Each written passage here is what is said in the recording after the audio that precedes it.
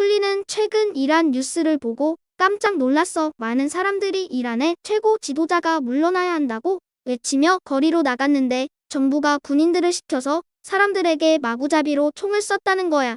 어떻게 이런 일이 있을 수 있는 건지 쿨리는 보고도 믿기지 않더라. 그런데 쿨리의 할머니께선 과거 우리나라에서도 비슷한 일들이 있었다고 하시는 거 있지? 그게 사실일까? 뉴쌤께 여쭤봐야겠어. 뉴스쿨 TV. 쌤, 제가 할머니와 함께 이란에서 벌어진 시위 소식을 뉴스로 보고 있었는데요. 할머니께서 한국의 옛날 모습을 보는 것 같다고 하시는 거 있죠. 그러면서 우리나라도 사람들이 시위를 하다가 죽는 일도 많았다고 하시는 거예요. 그게 사실이에요? 그럼 사실이지. 그래서 우리나라의 민주주의는 거리에 나와 민주화를 요구한 시민들의 참여로 발전했다고 하지. 예전에도 배운 적이 있는데 쿨리는 민주주의와 민주화가 무엇을 의미하는지 기억하고 있니? 네, 기억하고 있어요. 민주주의는 국민이 나라의 주인이 되어 국민을 위한 정치가 이뤄지게 하는 것이고, 민주화는 그런 민주주의를 이루는 과정이라고 알려주셨어요. 아주 잘 기억하고 있네. 그럼 오늘은 선생님과 함께 우리나라 민주화 과정에서 결정적이었던 세 가지 사건을 직접 보러 가보자.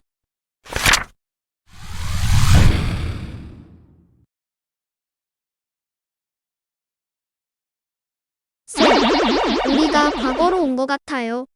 지금 여기는 1960년이야. 합의로 선거는 무효다. 무효다.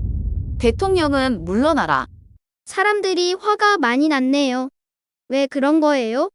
1960년 3월 15일에 대통령과 부통령을 뽑는 선거가 있었는데 우리나라의 첫 대통령이었던 이승만이 옳지 않은 방법을 써서 다시 대통령에 뽑혔거든. 이승만은 이미 헌법을 바꿔가며 12년 동안 독재를 이어가고 있었어.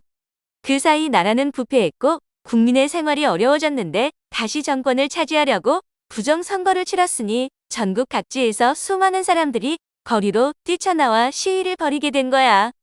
그리고 마산에서 결정적인 사건이 벌어지지. 결정적인 사건이요? 4월 11일 시위 도중에 실종됐던 김주열 학생이 마산 앞바다에서 죽은 채로 발견된 거야. 당시 김주열 열사의 나이는 겨우 17살이었는데 얼굴에 포탄이 박힌 참혹한 모습에 사람들의 분노가 폭발하게 됐지. 그리고 4월 19일 전국 주요 도시에서 부정선거로 망가진 민주주의를 바로 세우고 이승만 정부의 독재를 끝내려는 시민들이 대규모 시위를 벌였어. 이 광경은 정말 지금의 이란과 똑같아 보여요. 그렇지? 정부가 군대나 경찰을 동원해서 시민들에게 총격을 가하고 많은 시민들이 죽거나 다치는 모습까지 똑같지. 쌤, 여기 신문 좀 보세요. 한자가 잔뜩 있었어서 정확히 모르겠지만 이승만이 물러난다는 뉴스 같아요. 그래. 1960년 4월 26일 이승만의 하야 소식을 담은 신문이네. 강경 진압에도 시위가 잦아들지 않자 결국 이승만은 대통령 자리에서 물러났어. 선거를 다시 치렀고 새로운 정부가 세워졌지. 애초에 부정선거를 치르지 않았으면 될 것을, 게다가 이렇게 버티지만 않았어도 많은 사람들이 죽지 않았을 텐데. 정말 안타깝네요. 그래. 이승만에 대해선 여러 평가가 있지만 독재와 부정부패로 나라의 발전을 저해했다는 점은 비판받아 마땅해. 자, 이제 두 번째 사건을 만나러 가보자.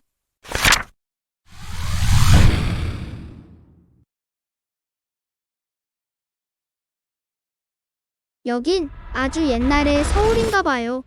어디 보자. 지금은 1970년대로 보이네. 10년도 더 됐으니 이제 우리나라는 민주화가 됐을까요? 아까 이승만이 물러난 후 새로운 정부가 들어섰다고 했지? 그런데 안타깝게도 새로운 정부가 들어선 지 1년도 되지 않아 군사정변이 일어났어. 박정희가 군인들을 동원해 정권을 잡은 거야. 박정희라면 우리나라 역사상 대통령을 가장 오래 한 사람. 맞죠? 그래. 박정희는 대통령이 된 후 헌법을 고쳐 대통령을 3번까지 할 수 있도록 했어. 그런데 여기서 그치지 않고 유신헌법이라는 걸 만들며 대통령 직선제를 간선제로 바꿨지. 대통령 자리를 유지하며 독재 정치를 하려고 이런 일을 벌인 거야. 그럼 박정희도 사람들의 시위 때문에 물러났어요. 아니, 부하가 쏜 총에 맞아 목숨을 잃었지. 우리가 지금 보러 온 사건은 그 이후에 벌어졌어. 박정희 사망 후 시민들은 민주사회를 만들 수 있을 거라고 기대했어. 그런데 또 한 번의 군사 반란이 일어났어. 전두환을 중심으로 한 군인들이 권력을 쥐게 된 거야. 이번에도 많은 사람들이 시위에 나섰겠네요. 그래. 지금 우리가 있는 곳은 1980년 5월의 전남 광주야. 군인들이 정말 많아요. 심지어 탱크도 있고요. 그런데 사람들을 겁만 주는 게 아니라 정말 때려요. 총을 쏘고요. 전두환과 군인들이 시위를 진압하기 위해 보낸 계엄군이야. 본래 계엄군은 전쟁이나 내란처럼 국가의 비상사태가 일어났을 때 나라의 질서를 유지하는 임무를 맡는 군대지만 이들은 민주주의를 요구하며 시위에 나선 시민과 학생들을 폭력으로 진압했지. 많은 사람들이 죽거나 다치자 더 많은 시민들이 시위에 참여하게 됐어. 그리고 시민군을 조직해서 계엄군에 맞섰지. 얼마 전 우리나라에서 계엄이 있었을 땐 사람들이 몰려가서 계엄을 막았잖아요. 이때도 그랬어요? 아니, 이런 일이 벌어지고 있는 줄 알았다면 그랬겠지만 당시 정부는 신문과 방송을 통제해서 국민이 광주의 일을 알지 못하게 했어. 심지어 광주에 사람들이 오고 가는 것을 막아버렸지. 이런 상황에서 광주 시민들은 스스로 질서와 안전을 지켰고 계엄군과 협상을 시도하기도 했어. 하지만 시민군이 모여있던 전라남도청을 계엄군이 공격하면서 많은 사람들이 죽게 됐지. 이게 바로 5.18 민주화 운동이야. 우리나라에서 이런 일이 벌어질 수 있었다는 게 믿기지가 않아요. 정말 비극적인 일이지. 이후 전두환은 단선제로 대통령이 됐어. 대통령이 된 후엔 자기에게 유리한 내용만 전하도록 신문과 방송을 통제했고 국민의 알 권리를 짓밟았지. 그리고 직선제를 요구하는 사람들을 탄압했어. 자, 이제 끝으로 살펴볼 사건 현장으로 가보자.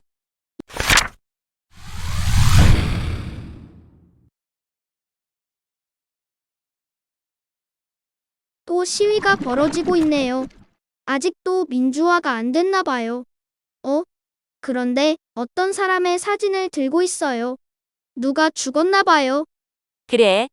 저 학생들은 고문을 당해 죽은 대학생 박중철을 추모하고 있는 거야. 고문을 당하다가 죽었다고요? 응. 우리가 있는 이곳은 1987년 서울이야. 당시 민주화 운동에 참여했던 박중철이 경찰에 강제로 끌려가 고문을 받다가 사망하는 사건이 있었어. 정부는 이 사실을 숨기려고 했지만 곧 거짓말이 드러났지. 여기에 분노한 학생과 시민들은 시위를 벌였고 대통령 직선제를 요구하는 목소리도 한층 거세졌어. 직선제가 뭐라고? 다들 이렇게 목숨을 걸고 싸운 걸까요? 아까 민주주의는 국민이 나라의 주인으로서 국민을 위한 정치가 이뤄지게 하는 제도라고 했지? 국민이 나라의 주인이려면 나라의 중요한 일을 결정할 수 있어야 해.